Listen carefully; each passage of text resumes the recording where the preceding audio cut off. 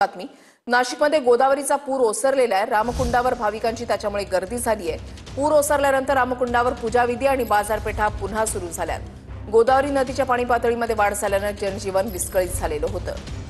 आढावा घेतलेला आहे आमच्या प्रतिनिधींनी, पाहूयात।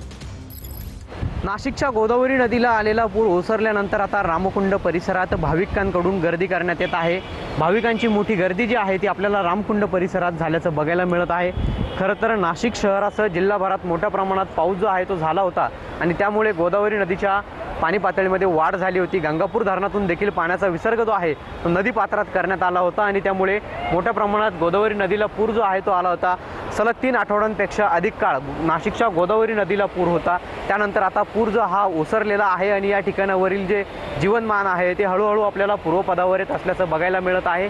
या ठिकाणावर सुरू असलेल्या बाजारपेठा असतील, त्याचबरोबर पूजाविधींचे कार्यक्रम असतील, त्यावरती देखील परिणाम झाला होता। मात्र आता या ठिकाणी नित्यनियमित होत असल्याचं आपल्याला बघायला मिळत आहे। गोदावरी नदीचा पूर देखील कमी झालेला आहे आणि पाण्याचा विसर्ग देखील कमी करण्यात आलेला आहे। त्यामुळे आता नाशिकच्या गोदाकाठ परिसरातील ते जीवनमान आहे पूर्वपदावर येत असल्याचं आपल्याला बघायला मिळतंय। कॅमेरा पर्सन कुशल पाटीलसह पवन येवले, TV9 मराठी।